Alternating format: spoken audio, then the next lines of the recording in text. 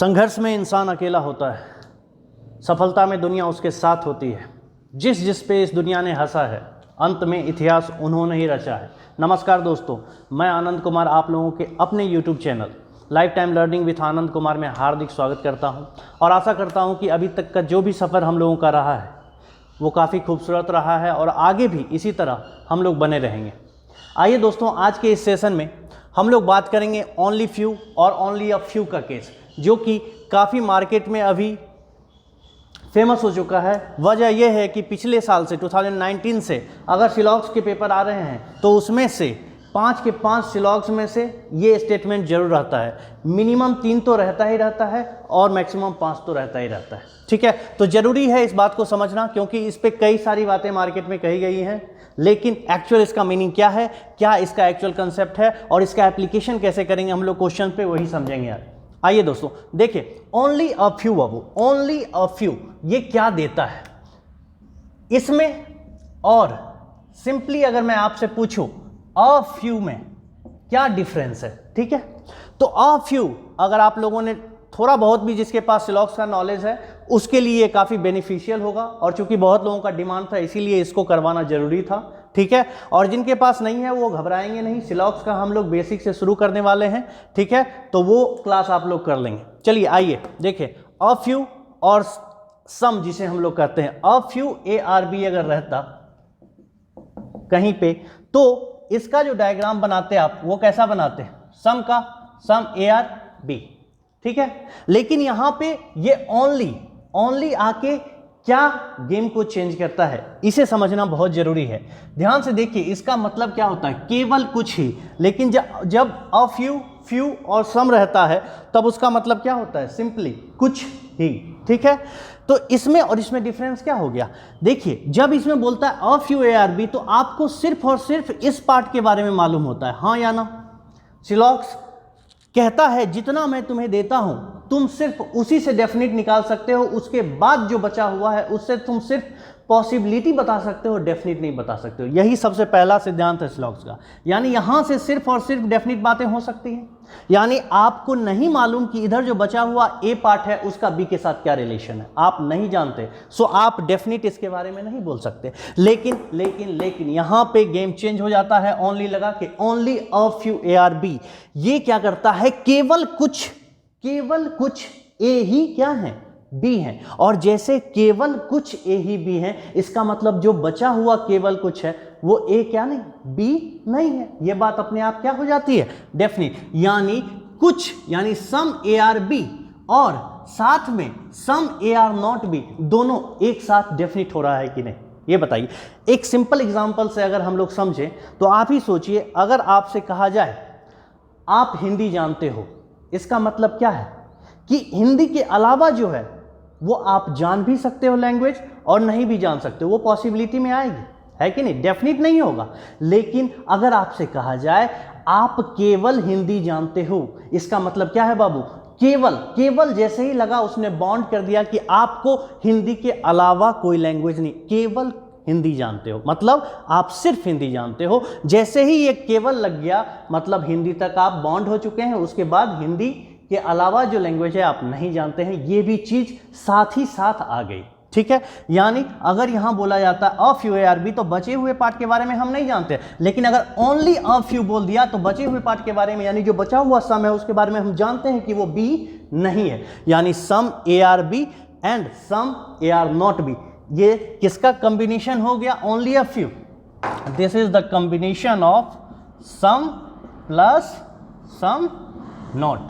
हाँ या ना बच्चों, बताइए, समझ में आई? बिल्कुल बेसिक सी बात है, इसका एप्लीकेशन समझाना जरूरी है।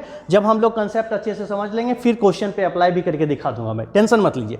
आइए अब हम, चूंकि यहाँ पे 2 एलिमेंट है, A से B और B से A के लिए जो हमारा डेफिनेट कंक्लूजन बन रहा था हमने लिख लिया। अब इसमें से देखते हैं कौन कौन सी बात सही हो रही है और कौन कौन सी बात गलत। आइए देखें, अगर मैं आपसे पूछूं A से B के लिए बताइए तो ऑल ARB सही होगा या गलत, तो सिंपली आप क्या बोलोगे, भैया ये भैया गलत होगा। क्यों? क्योंकि बिल्कुल नहीं दिख रहा है कि पूरा A B के अंदर है। सम ARB बिल्कुल दिख रहा है ना, 100% ये वाला स्टेटमेंट क्या होगा, हमारा सही होगा। अगर मैं बोलूं some A are not B, yes this is the combination of some and some not. क्यों? क्योंकि ओनली अ फ्यू, अगर सम ए बी है तो साथ ही साथ सम ए बी नहीं भी है, इसका मतलब सम ए आर नॉट बी भी क्या है हमारा, करेक्ट है। नो ए इज बी, ये तो बोल ही नहीं सकते बिकॉज सम आ चुका है, इसका मतलब क्या है बाबू, ये रॉन्ग है। ए के साइड से बी के लिए ये दो बातें सही होगी, हाँ या ना। अगर बात समझ में आई है तो आइए बी पे, ऑल बी आर ए, ये तो फिर से गलत बात कर दिया ना, दिख ही नहीं रहा है तो जबरदस्ती का है क्या। चलो सम बी आर ए बिल्कुल दिख रहा है, इसका मतलब ये क्या है, बिल्कुल सही है। Some B are not A, अब देखिए गेम यहां पे गलती होने की बहुत चांसेस आती है, याद रखिएगा दोस्तों, ओनली अ फ्यू जिसके तरफ से लगा हुआ है, यानी अगर बोल रहा है only a few A are B, मतलब ए की तरफ से लगा हुआ है, बी के साइड से मत लगा दीजिएगा फिर अपने मन से, ठीक है। यानी ए के साइड से अगर लगा हुआ है तो सिर्फ ए के साइड से सम और सम नोट का केस आएगा, बी के साइड से अभी भी बी वैसा ही काम कर रहा है जैसे ये सम में काम कर रहा था। सम ए आर बी जो हम लोग लिखते हैं सम ए आर बी में, तो बी जिस तरह काम कर रहा था सम बी आर ए उसी तरह बी काम कर रहा है, उसमें कोई चेंजेस नहीं होगा। इसका मतलब सम बी आर ए आएगा, but some B are not A, इसके बारे में तो हमें मालूम ही नहीं है ना बी के तरफ से, तो इसके बारे में नहीं मालूम होता है तो डेफिनेट हम लोग नहीं बोलेंगे। क्लियर? नेक्स्ट आइए, नो बी इज ए, ये तो बोल ही नहीं सकते। यानी आप लोगों ने गौर से यहाँ पे देखा एक चीज बस, और एक चीज इंपॉर्टेंट है कि जिसके साइड से लगा हुआ रहता है ओनली अ फ्यू, उसके साइड से ही आप ये वाला केस अप्लाई कर सकते हो, दूसरे साइड से एज इट इज जैसे वो काम कर रहा था वो वैसे ही काम करेगा। आइए अब साथ साथ में देख लेते हैं पॉसिबिलिटी में कौन कौन से कंक्लूजन सही होंगे और कौन कौन से कंक्लूजन गलत होंगे।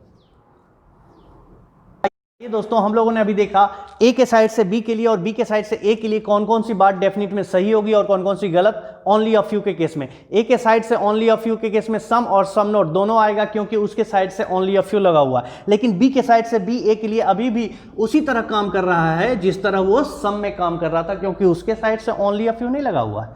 चलिए अब पॉसिबिलिटी में भी चेक कर लें कौन कौन सी बात सही है। पॉसिबिलिटी में अगर ए के साइड से बात करें हम लोग तो all A being B is a possibility, सही होगा या गलत, इसको समझने के लिए आइए, आई होप आप लोगों ने इसे लिख लिया हो, देखें जरा सम के केस को भी, ठीक है। आइए देखें हमने क्या पढ़ा था बाबू, सम ए आर बी में ए ये है बी ये है, अगर इसमें बोला जाता all A being B is a possibility तो आप क्या बोलते, 100% ये बात क्या है, सही है। लेकिन इसमें नहीं होगी, क्यों?